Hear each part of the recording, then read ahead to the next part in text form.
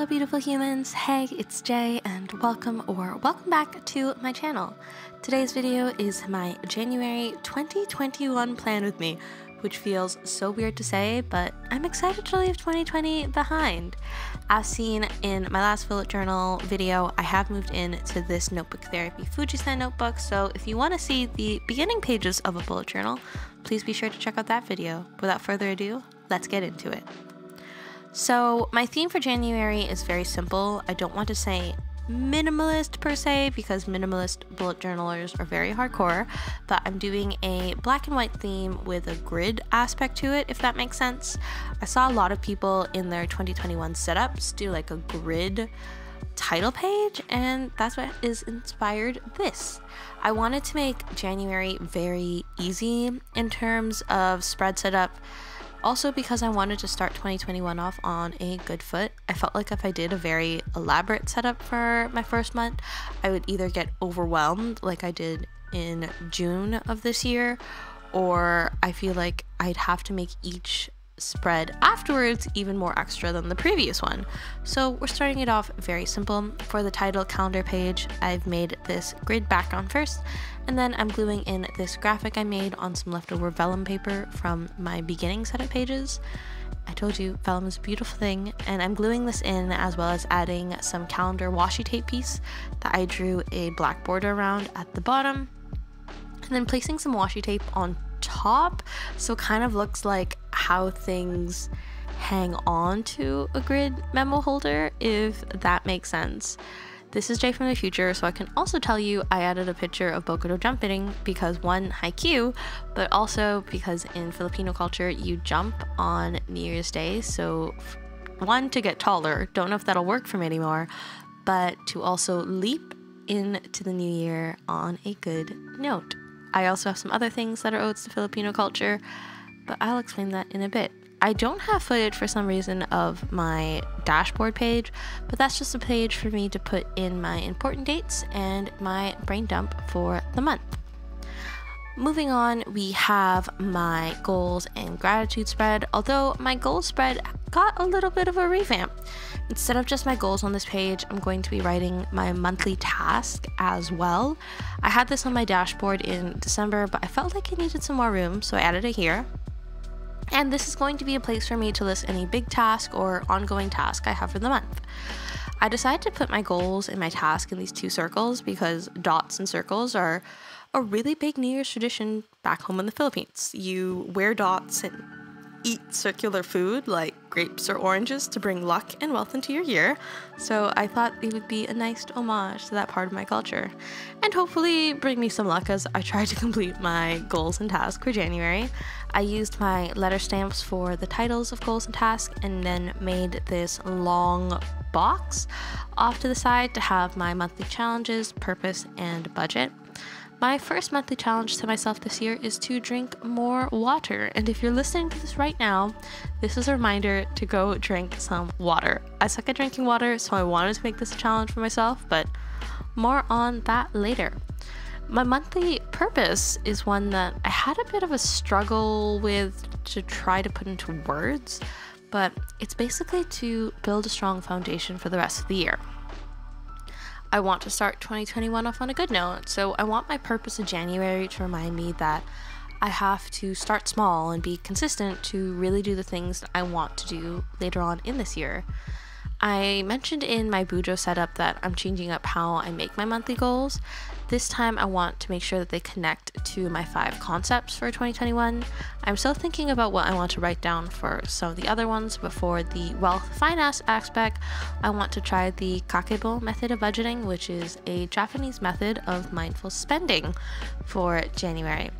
Once again, I'm adding in that grid background and some washi tape to this page to really give it that grid-esque memo board look.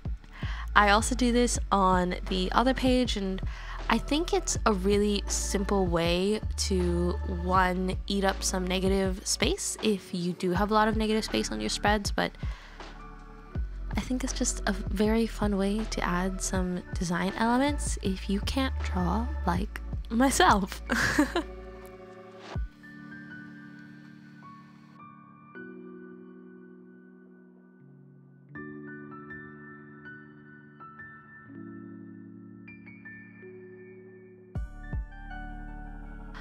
Moving on, we have my gratitude spread, and I'm saying this now, this is the simplest gratitude spread that I have ever done. And I'm just making a box and listing out the numbers 1 to 31, and as usual, we'll write down beside each number something I am grateful for every day. I usually do something a little more creative for this spread as seen in my previous months, but once again, we are keeping it very simple. To break up the box and create some lines, I'm using a light gray Tombow to highlight every other line, and then my black Tombow pen to create the header. English. I'm actually really excited about this part because I forgot that I ordered this item and it showed up in the mail, and it was just perfect timing. I'm using this white ink pad that I ordered off of AliExpress to letter stamp the title of gratitudes on top of the black box that I made. I don't know how well it shows up on camera, but it's actually like a very sparkly white, and I'm very impressed. I am excited to try to use this in other spreads, and as I started in my last bullet journal video, all the suppliers that I used will be listed in the description box below.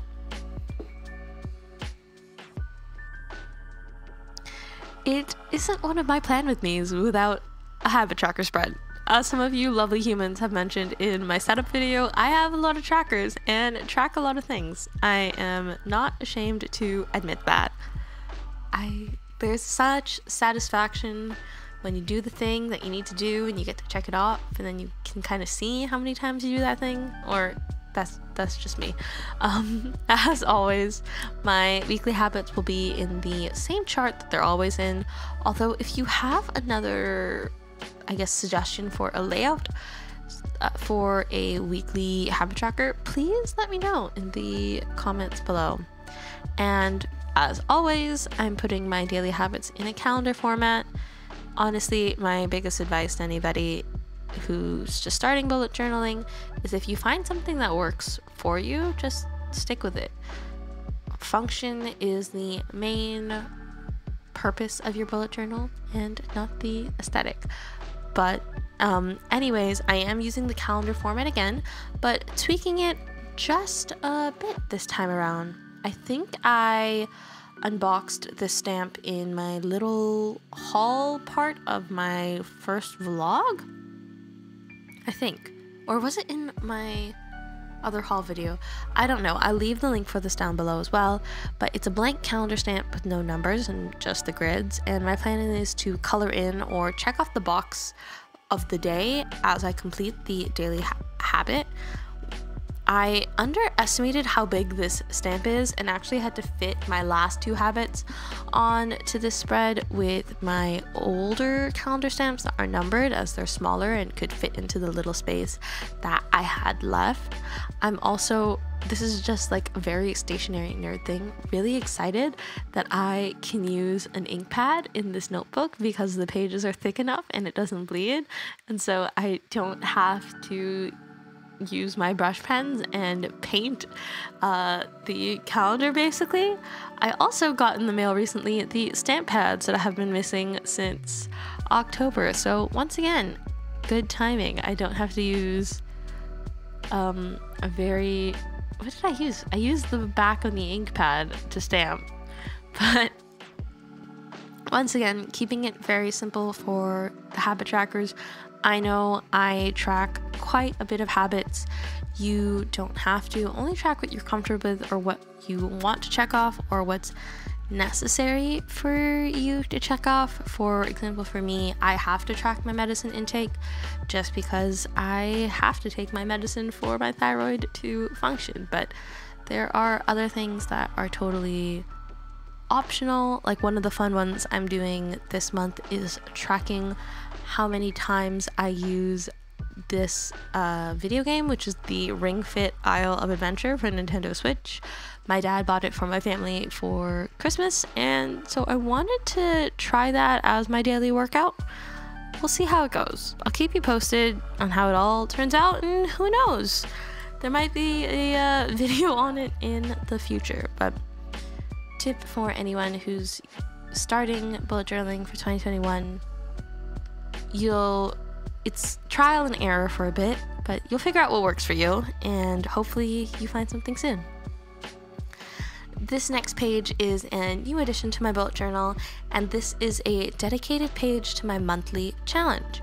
I used to just track this as part of my daily habits, but I think, and I hope, that dedicating a spread to my monthly challenge will motivate me more to complete it. I'm creating the grid background once again, and then I'm going to be gluing in this 30-day water challenge printable that I got from Blog Lotties. I'll leave a link for it down below, but I just think that when it matched the theme of the spread, it was a very simple tracker to use, and I'm hoping that dedicating a spread will motivate me more. Another reminder to drink some more water right now, and just to add a little something to the spread, I put some grid washi tape and this "You Little Got This" graphic for, a little dash of motivation. I'm gonna go actually drink some water right now.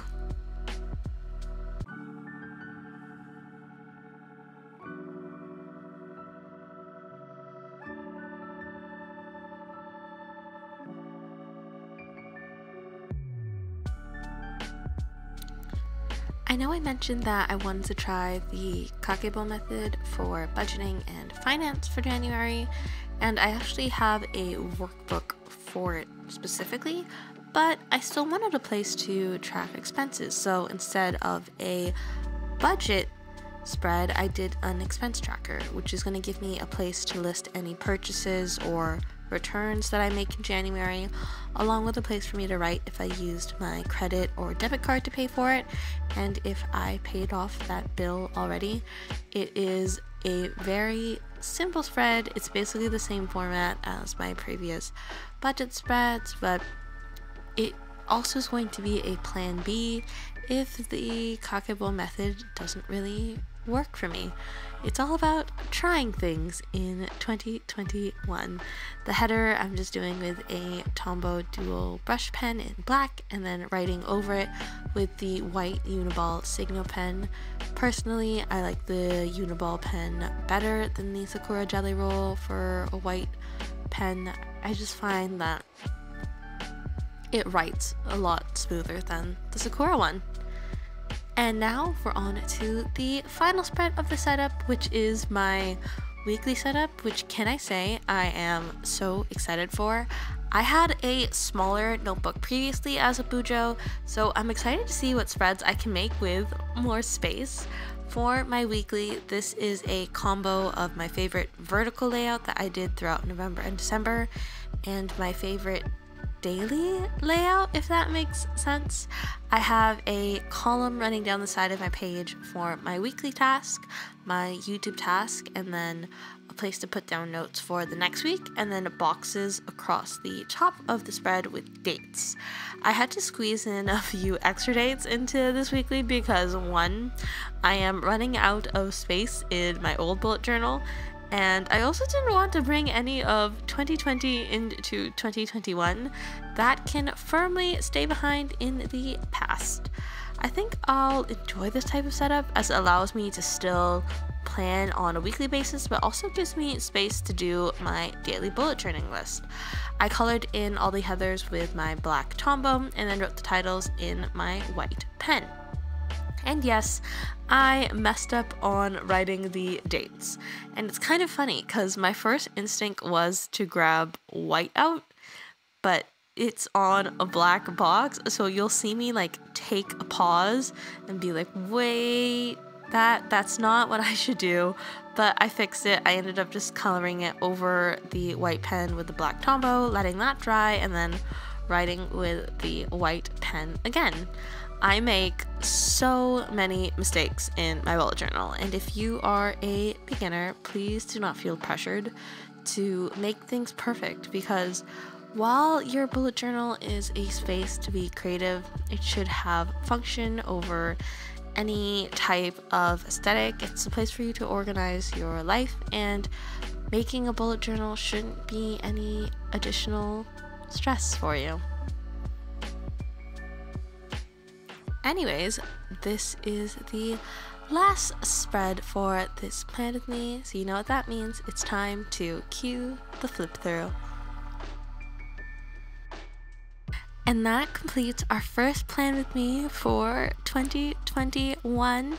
Here is a look through at the final spreads, and as always I do add in some decorative elements afterwards, but you can do as little or as much as you want to with these spreads. I really like how these turned out. It's definitely a lot different than my normal type of spreads, but I'm hoping that it works. I hope that you loves have a great end to 2020 and a great start to 2021. I love you to the moon and back, and I will see you in my next one. Take care always. Jay.